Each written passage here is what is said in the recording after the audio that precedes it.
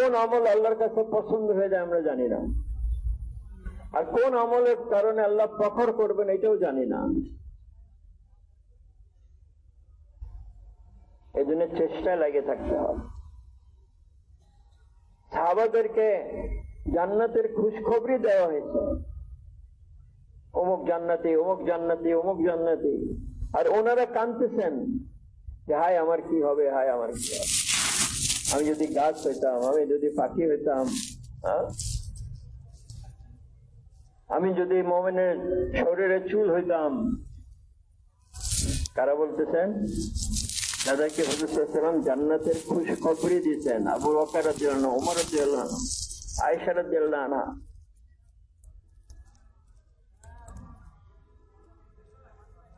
এজন্য ভাই দোস্ত, ইজতেমায় আসা, বয়ান শুনে চলে যাওয়া এটা যথেষ্ট না। এখানে আইসা আমি সিদ্ধান্ত নিই যে সামনে আমি কিভাবে চলবো। আমি কি আগের মতন মন চাহি চলবো, নাকি আমি আল্লাহর হুকুম নবীর তরিকার উপরে চলবো? এটা ঠিক করতে হবে। আমরা ভেজাল পছন্দ করি, আল্লাহও ভেজাল পছন্দ করে না। কিছু ইসলাম, কিছু খ্রিস্টান, কিছু হিন্দু, এই ভেজাল আল্লাহ পছন্দ করেন। আল্লাহ বলেন পুরোপুরি ইসলামে দাখিল হও, পুরোপুরি।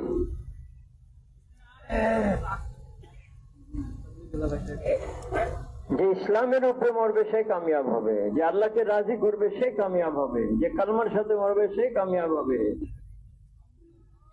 মালওয়ালার কোনো খুশখবরি দেওয়া হয় নাই। কারণ কত বড় মালওয়ালা ছিল, সে নাকাম হয়েছে। ফেরাউন কত বড় হুকুমতওয়ালা ছিল, সে নাকাম হয়েছে। নিমরুদ কত বড় বাদশা ছিল, সে নাকাম হয়েছে। কেন? যে সে আল্লাহকে মানে নাই, নবীর দাওয়াত কবুল করে নাই। নূহ আলাইহিস সালাম কত সংখ্যা ছিল, সব ডুবে মরছে। ছেলেকে ডাকছে, বাবা আসো নৌকাতে উঠো, বলে আমি পাহাড়ে চলে যাব। বলে আজকে যার উপরে রহমত নাই সে বাঁচতে পারবে না। তো সে পাহাড়ে কি উঠবে, তার আগে পানি পাহাড়ে উঠে গেছে। ভাই আল্লাহ এটা দেখেন না যে এখানে আমরা বলি ভাই বড় সাহেবের ছেলে, মেয়র সাহেবের ছেলে, প্রিন্সিপাল সাহেবের ছেলে। আল্লাহ কি দেখেন না কে কার ছেলে, কে কার মেয়ে? আল্লাহ দেখে কি ইমান আমল নিয়ে আসছে। নবীর ছেলে ধ্বংস হয়ে গেছে, নবীর চাচা ধ্বংস হয়ে গেছে, নবীর বিবি, আল্লাহু আকবার, লূত আলাইহিস সালামের বিবি ধ্বংস হয়ে গেছে। কেন? মানে নাই। নূহ আলাইহিস সালামের বিবি ধ্বংস হয়ে গেছে, কেন? মানে নাই। আর আসিয়া কাফেরের বিবি, ঈমানওয়ালি, কামিয়াব হয়ে গেছে। ফেরাউনের এক বান্দি ছিল, না ফেরাউনের মেয়ের এক বান্দি ছিল, সে ছিল মুসলমান।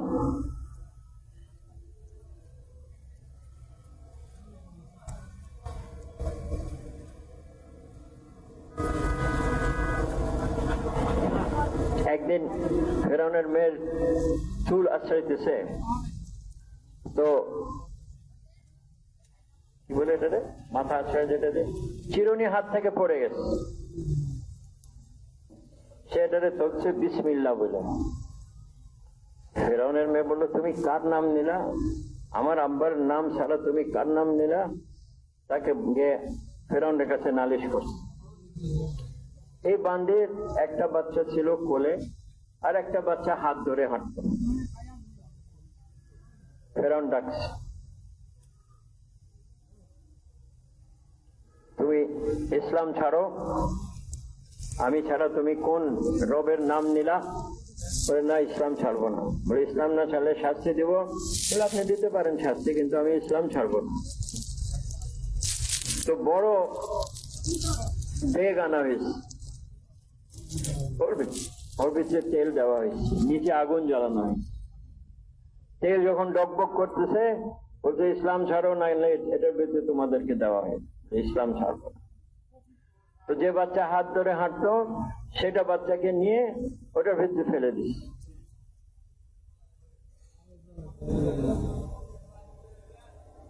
মা ওইদিকে আগাইছে বাচ্চাকে বাঁচাবার জন্য, মেয়ে বলতেছে মা সবর করো, আমরা একসাথে জান্নাতে হব। চলো পরে ছাই হয়ে গেছে। আবার বলছে ঈমান ছাড়ো, নাহলে তোমাদের দুইজনকে দেওয়া হবে। বলে ঈমান ছাড়বো না। বুকের বাচ্চাকে নিয়ে ওটাতে ফেলে দিছে। মা ওইদিকে আগাইছে, ছোট বাচ্চা বলতেছে মা মা সবর করো, আমরা একসাথে জান্নাতে থাকবো। সেও শেষ হয়ে গেল। এখন ঈমান ছাড়ো, নাহলে তোমাকে এটাতে দেওয়া হবে। বলে আমার দুই বাচ্চাকে দিছো, আমাকেও দিয়ে দাও, আমি ঈমান ছাড়বো না। তাকে দেওয়া হয়েছে, ওর ভিতরে জ্বলে পুড়ে ছাই হয়ে। আসিয়া দেখলো যে ঈমান এত দামি। তার বাচ্চাটা গেল, সে গেল, কিন্তু ঈমান ছাড়ে নাই। আসিয়া মুসলমান হয়ে গেল। আর আসিয়া ছিল ফেরাউনের সবচেয়ে প্রিয় বিবি।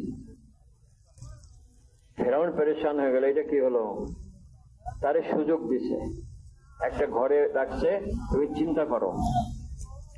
আচ্ছা আসিয়ার তাহলে তার রাজপ্রসাদ কেমন ছিল, তার গোলামবাদী কিরকম ছিল, তার পোশাক কিরকম ছিল, সব সারা এক রুমে বসে গেল। ইসলাম ছাড়বে না, ইসলাম ছাড়বে।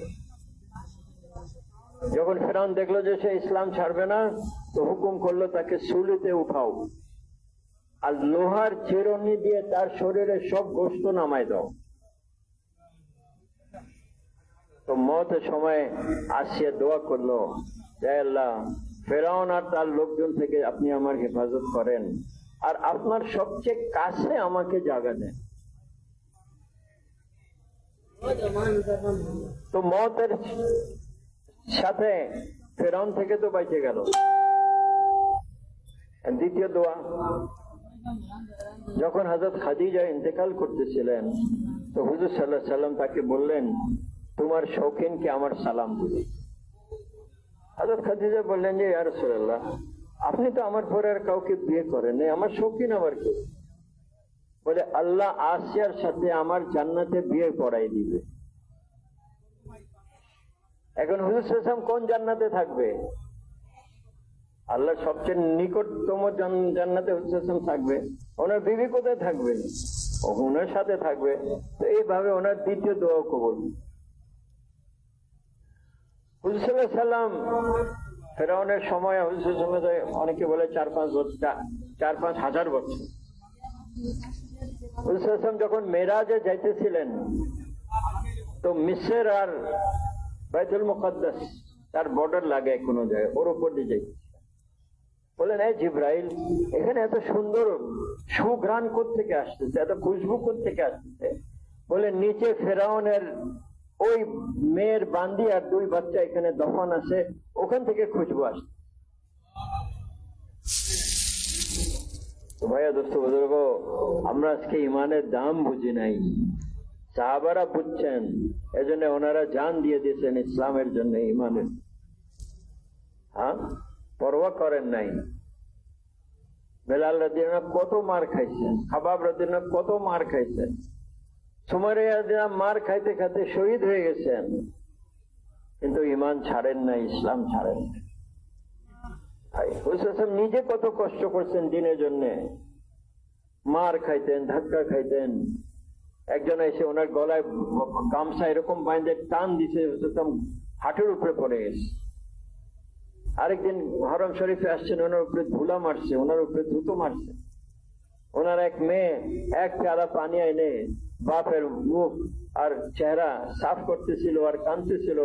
আল্লাহ বলতেছেন, এই আমার মেয়ে কাঁদো না, তোমার আব্বাকে আল্লাহ এমন এক কালমা দিয়ে পাঠিয়েছেন যে প্রত্যেক কাঁচা এবং পাকা ঘরে একদিন পৌঁছবে।